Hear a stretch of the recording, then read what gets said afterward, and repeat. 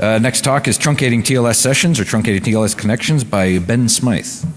Okay, so thanks for the introduction. Also, thank you to my proctor who's been very generous with his time. So thank you, Alan, for all your support. So I'm an academic. I'm based in Paris, France, and this is joint work with Alfredo Pironti, one of my co-authors.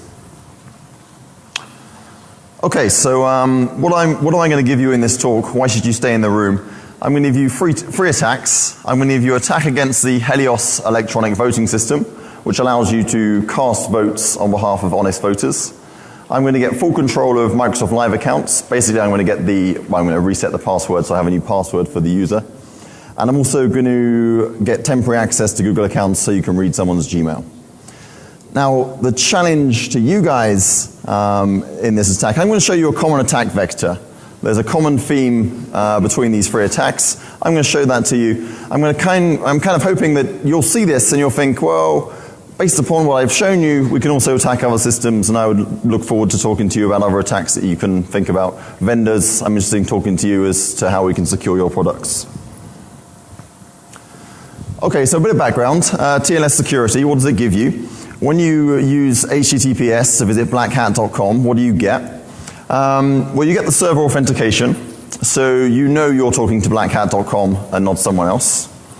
You get confidentiality, that is, I am communicating with BlackHat and I know no one else is reading that communication. And I also get integrity. What integrity means is messages are received as sent.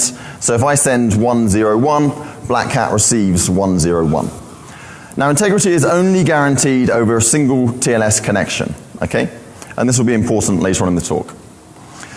Integrity is guaranteed with respect to two termination modes. We have graceful connection closure, which is upon a successful closure of the session.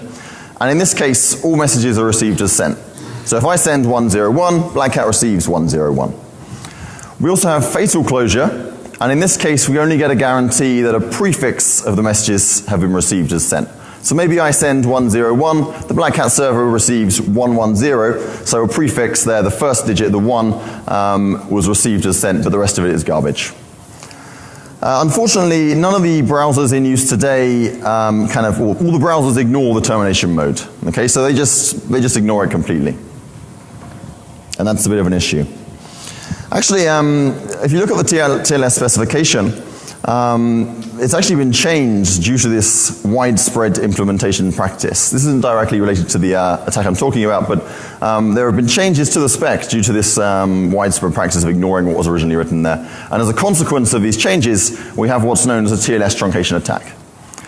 So I'd like to start by explaining what a TLS truncation attack is with this simple demo. So let's suppose that I want to transfer some money to Charlie's Angels, okay? And I have this naive piece of code here. It's very short, but it's sufficient for this demo purpose. Now what's going on is my recipient here is Charlie's Angels. But let me further suppose that that TLS is going to fragment that message into two individual fragments, okay? So TLS is fragmenting. And let's suppose it fragments at the apostrophe, so it's going to fragment just about here. Now how can I attack this? Well, I just drop the second fragment. I don't need to know what it is, I just drop the second fragment. And then the money is transferred to Charlie rather than Charlie's Angels. Why does this work? Actually, we've tested this against the Apache web server, and it works against Apache. What's Apache getting wrong? Well, it's ignoring the termination mode. So what we could do to fix it is only execute wire transfers upon a graceful connection closure. That's not what it does. And it also ignores the content length field, which is quite surprising. So it's willing to accept just Charlie as the recipient rather than the whole length that it's expecting.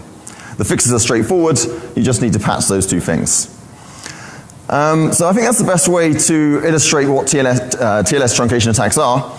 But in this talk, I'm actually going to be focusing on an even simpler version. I'm not going to be relying on fragmentation. I'm just going to be truncating the entire thing.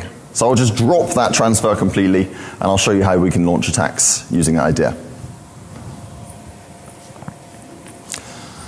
Okay, so I've told you what TLS gives us. So what challenges do we have in web development? TLS is not a golden bullet. There is no golden bullet. So what do we have to do? Well, the browser's maintaining multiple connections. This is kind of what we want, because we want some sort of performance. So we want to download images in parallel, yeah? And that's kind of what we expect our browsers to do. But TLS only gives us guarantees across a single connection. So if your web application is loading things in parallel, and you're only getting guarantees on individual connections, then if you require any kind of ordering, then you need to do that at the web application level. TLS is not going to give you that, okay? And of course, we also have the adversary, or the attacker. I'm assuming the attacker has full control of the network. Perhaps it's the router, perhaps there's a bit of hardware between the network card and the wire, and therefore the attacker is in the position to read all traffic, delete messages, and inject messages. Now TLS will protect certain things here. For example, if I read a TLS packet, it's encrypted. I only see the ciphertext. I can't get the plain text back unless I have the key. If I delete messages, then I break the TLS sequence numbers. But nonetheless, this is what the adversary has the capabilities to do. Okay, so attack number one is against the Helios electronic voting system. So electronic voting is one of my research areas that I'm particularly interested in. And I should probably distinguish between the current situation, which is on the right-hand side of that slide, and the sort of ideal situation on the left-hand side, or the other way around for you guys who are looking this way. So the current situation is, at least in North America and also parts of Europe, you walk into a poll station and you interact with a DRE, a voting machine. And you tell the voting machine how you'd like to vote, and you kind of hope it did the right thing. But you really have no idea what it did. It could have made you a pizza, it might not have been plugged in, it might have cast a vote for your candidate, that's the kind of ideal situation, or it may have cast a vote for someone else's candidate. So I don't know if you can read the slides there, the pictures I have. On the top picture, the exit poll guy is asking, and who do you hope you voted for? The voter has no idea. Interactive with DRE, doesn't know what it did. On the bottom there's a lady with a sticker who says, I think I voted. She doesn't know that her vote was actually recorded. The systems I'm working on, and Helios is one such system, is a cryptographically verifiable system. And the idea is that I interact with a DRE, I have no idea what the DRE does, I don't need to trust it. What I do is I just use it anyway, I hope for the best, and then later on I check that it did what it was supposed to. Okay, so I can verify that my vote really was counted afterwards. Okay, so that's what these electronic voting systems that I look at are trying to deliver. And I was looking at this particular electronic voting system where I discovered kind of a weird behavior which led to the rest of the results I'm going to show you. Okay, so when I cast, so it's a web-based system. You can think about going to poll station, your DRE is basically a web interface, you have a browser. And when you cast a vote in this system, or when you finish casting, you get this screen down the bottom here. My election was called Dropping IP Packets Demo, and it tells me my vote was successfully cast. It also gives me this hash, which is used for the verifiability aspects of the system. And finally, it tells me, for your safety, we have logged you out. Now, what's quite weird, I had Firebug open whilst I was looking at this, and I was looking at the network traffic, and it told me I'd logged out. Then I saw a logout request hitting the network, which was a bit strange, because it told me I'd logged out, and then it was sending the logout. So I looked at the HTML source code, and indeed I have the text which tells me I've logged out, and then there's this iframe which is loading some kind of logout code. So I spoke to the developers, and I said, you know, there seems to be an issue here. You're telling me I've logged out, and then you're issuing the logout request. And they came back to me and said, but this is okay, because you can't do anything bad. And I kind of wasn't really believing them. And they explained it to me. They said, well, if you drop the logout request, then you've broken the TLS sequence numbers, so you can't do anything after that. And I still wasn't convinced, so I had a little play around, and I found that's not quite true, because my browser's maintaining multiple connections. When the logout request is issued on one connection, I can drop that connection completely, ignore it, and then rely on one of the other connections in the pool to do what I like. Now, Helios allows what's called revoting, so I'm allowed to cast arbitrary many ballots, and my last ballot is counted. So once I've dropped this logout request as the attacker, I can then use the DRE to cast a new vote on behalf of that voter. Now what's really cool about Helios is, or what's kind of cool, because the attack shouldn't be there, but what is quite cool is that Helios is verifiable, so I can actually verify this attack happened as a voter. So I knew I had been hacked, but there's not much I can do about it after the fact. The fix is quite straightforward. You need to make actions 1 and 2 atomic, or you can just execute action 2 before action 1, right? So you do the logout before you tell the user they've logged out.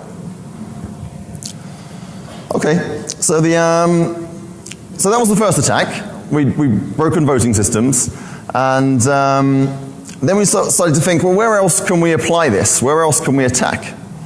So implicitly in the last example, we had a DRE. Now, that's kind of obvious that it's shared between many voters, okay? So I didn't bother to mention that. In this example, I'm going to implicitly mention there is a shared computer. I'm going to assume it's in a public library. I'm kind of hoping that it's trusted. So when I interact with it, it should give me some security if I'm lucky.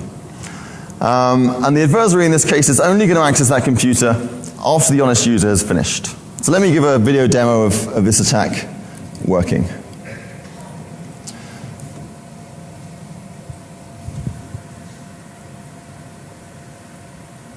Okay, so my setup is I have a virtual machine which is running in the background there. And then my hosts, I'm using IP tables, which is like the adversary's control over the network. And I've configured IP tables to drop packets of length 474 to 506. And we got those figures through traffic analysis. Okay? So if I now go from the host to the virtual machine, I'm now assuming that the honest user is using this shared computer, and they're going to visit hotmail.com. So the honest user comes along to the machine, authenticates. This is just a dummy account that I set up for the purposes of demonstration. And I'm signing into Hotmail, but I've been redirected to account.live.com. This is because some information is missing from that account, so when it logs in, you get redirected. Hotmail has seamlessly authenticated me to account.live.com, so I have a session with account.live and a session with Hotmail. And this is kind of a required part of the attack. You can actually trick the web browser into visiting account.live.com even if all the information is there, but I'm not going to go into that. I think the details of that are in the technical report. Okay, so the honest user just wants to read their email, so they just click save, they click through this screen, and they're logging into their Hotmail account, or their Outlook account, I'm not sure on the current branding. So I have 2 emails here, this is just, as I say, this is just a dummy account. All I'm going to do is immediately log out. So assume I've been reading my email for some time, I log out. Now what this logout should do is drop authentication with account.live.com and hotmail.com, because they're the services that I've been authenticated to.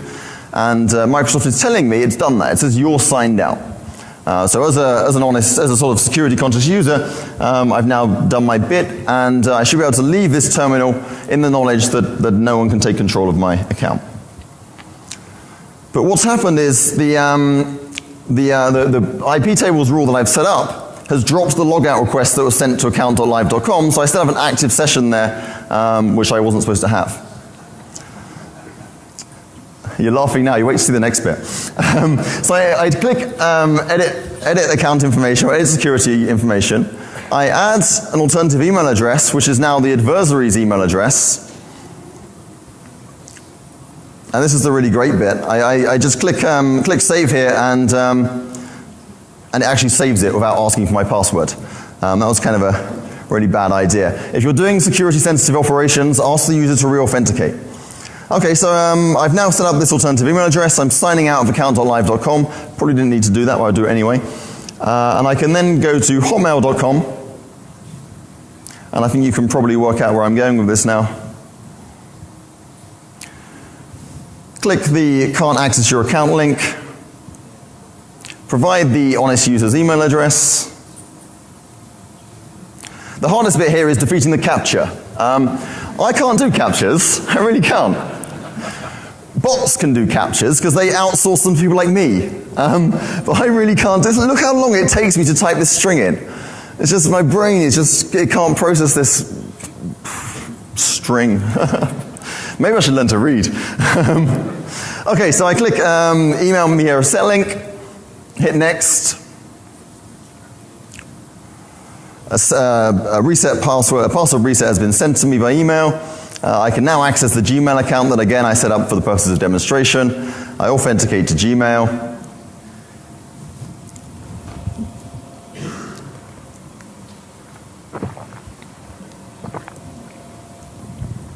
We get to see a lovely picture of my boss in the top right-hand corner, very briefly. And of course, I received an email from Hotmail, which includes the reset link, which I'm then going to follow.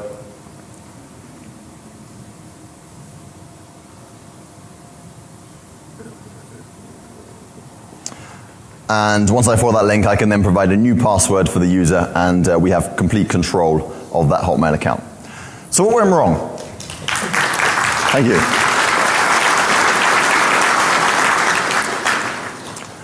So what went wrong? Sorry? Did the victim get the mail as well? Did the victim get the mail as well? I don't believe, well, it's to their Hotmail account, so if there's an email in the, oh, you will see in a minute.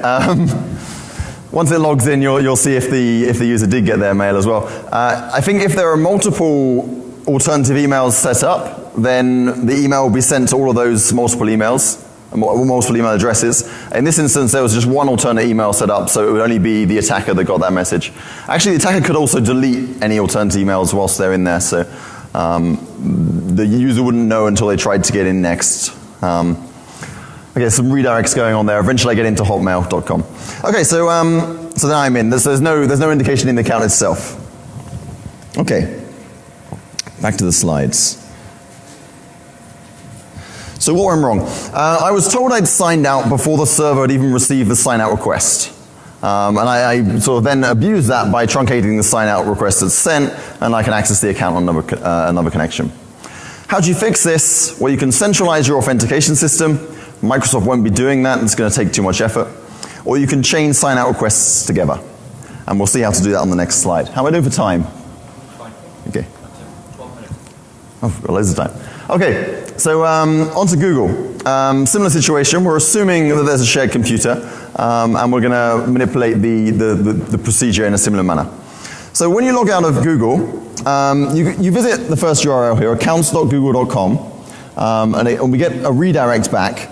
And this redirect, you kind of go to accounts.com, you get redirected to something else, and then you log out of Gmail, and then you go back, and then you log out of YouTube, and eventually at the end of this chain, you're told you've logged out successfully. Now if you do this in the correct manner, it works, but the manner they've achieved here doesn't quite get it right. For those of you that have good vision, you may notice that there's a HTTP here, rather than HTTPS. So it's already broken completely already, because you can just drop that request and send back whatever you like to the user. But even if you fix that bit, the attack still works. So let's look at how you attack the existing system as it stands. Okay, so this is kind of the code that you get back on the redirect. So you go to accounts.com, Google Accounts, whatever it is. You get this redirect back, you follow it, you get this HTML code. The idea of this HTML code is it loads this image from Gmail, which as a side effect signs you out. It seems like quite a strange construction, but that's what it's doing. And then the idea is that this onload event up here will only be executed once the image has been loaded, right? That's what onload does. And then so the idea is that you sign out first, then you do the onload, which redirects you to the next part in the chain. Okay? So that's the idea, that's what it's supposed to do. Unfortunately, it doesn't quite work like that. So if you do a TCP reset on the image, so if you do a TCP drop on the image, then it hangs the browser, which is kind of what we expect, because the image hasn't loaded, so the onload event will never be executed. If you do a TCP reset, however, then the browser gets a fatal connection closure, which it completely ignores and executes the onload event anyway. So then you've dropped the sign out request, which should have been sent to Gmail. It never gets there. You're still authenticated. It does the do redirect. The Gmail server still thinks you're authenticated. The user is told they've logged out when that isn't the case. Okay, so we have a very similar scenario to Hotmail. There is also a video demonstration of this. I believe BlackHat will be putting it online. If BlackHat don't put it online, then it will be on my website in about 2 weeks' time. And you can take a look at that. So the issue with Gmail is you only get 5 minutes access, which is quite bizarre. There's some housekeeping on the Google server, which after 5 minutes realizes you've kind of launched an attack and boots you off, which is quite nice. It's also quite intriguing as to why they didn't use this kind of booting out process to do the logout itself. I don't know why they didn't do that. It seems a sensible way to do it. That would be a nice fix. Another way to fix this attack would be to handle the fatal connection closure. In that case, the onload event would never be executed. You can also do some clever stuff with on errors, but I don't want to go down that route. I don't think it's particularly sensible. You can centralize the authentication. I think it's unlikely that Google are going to do that. Again, it's too much of an investment. Or you can chain the sign-out request securely, and we detail how we'd go about that in the technical report, which accompanies this talk. Okay, to summarize, we have 3 attacks against Helios, Google, and Microsoft, and they all exploit this notion of the user believing one thing and the server believing another. So the user believes they've signed out, whereas the server is still maintaining some session. And as a consequence of this, you can't use shared computers with any hope of security, right? Because this just doesn't work. We've proposed some fixes, and using these fixes, you can then get the security back that you'd expect. We've disclosed all these vulnerabilities to vendors. As of yet, none of them have been fixed. I believe Microsoft are currently working on it, and Google have acknowledged the vulnerability, but they've got higher priorities to work on. So the challenge to you guys is, where else can you use this? What else can we attack? And I'd be happy to take questions here or outside after this talk. So thank you, and I'm happy to take any questions.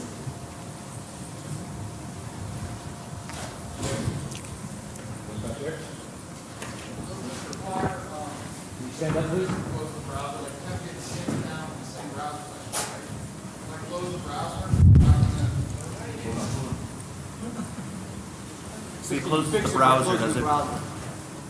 If you close the browser.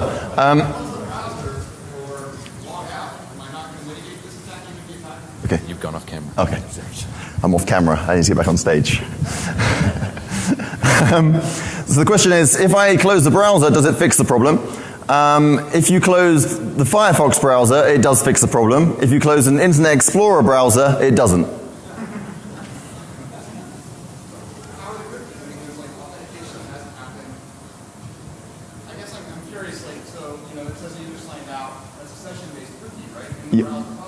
Yeah. So when you start a new process, how is that replayed? I guess I'm confused by that. You're keeping the TLS connection open, but that goes away when the browser goes away. I'm not sure what Internet Explorer are doing, but I know under Internet Explorer closing the browser doesn't help. That may have been fixed now. We did the demo with Internet Explorer in December last year, but certainly then it wasn't working. They may have fixed that, I'm not sure. But certainly at the time, it's broken as well. Yeah. So, 2 questions. What was that size of the data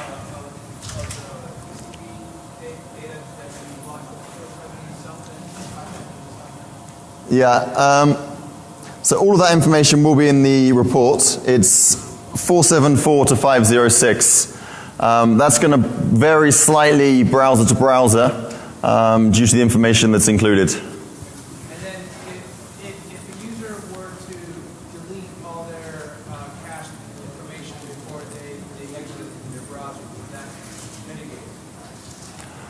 So the question is, if a user were to clear all their cache, I assume it depends on what you mean by clearing the cache. I think that should help, but. Yeah, if you're in Firefox, you Control-Shift-Delete, and then you say, get rid of everything, all my browsing history, all my cookies, all my session info. Yeah, certainly. So if you delete all the cookies, then you have protected yourself against that attack. That's certainly recommended. Any other questions?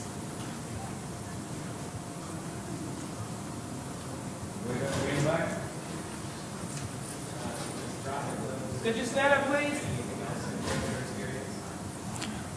I think the question was, I couldn't quite hear, does this influence the user experience by dropping packets? In the demos we didn't actually notice any difference between dropping packets and not dropping packets. So to get a packet in that range seems to be quite uncommon. But of course, if you're dropping every packet in this range, then you're going to cause some issues to the user. You could do this in a more intelligent manner. We just sort of use the easiest approach that was available to us.